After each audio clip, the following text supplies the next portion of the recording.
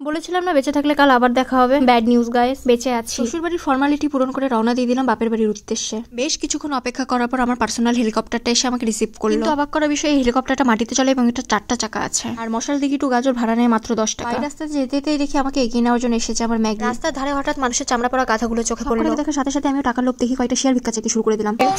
আমি যে ব্লগগুলো ছাড়বো, হ্যাঁ তুই শেয়ার করে দিবি ভাই, তোকে আমি 2 টাকা করে দিব প্রত্যেকদিন একটা ব্লগের বদলে। পার পিস 2 টাকা সেল সেল সেল সেল। বাড়ির সামনে থেকে দেখলাম আমার দিশাগুনো দাঁড়িয়ে দাঁড়িয়ে জিলাপি খাচ্ছে। আমাকে ভিডিও করতে দেখে ফার্স্টে পটানোর জন্য হাতে এসে একটা কুল ধরালো। বলছে পিউ দিদি আমিও তোমার সাথে একটা ভিডিও করব। আজ বুঝলাম কাকিমণি কেন বলে তোমারই তো বোন। তারপর দেখলাম মায়ের একটা পার্সেল এসেছে, খুব এক্সাইটেড হয়ে পার্সেলটা ছিলাম। ড্রেসটা দেখে আমার চক্ষু চড়ক গাছ। কি ভাই, এটা আমার মতো দুজন ঢুকে বসে থাকবে। আর এটা হচ্ছে আমার বাপের বাড়ি।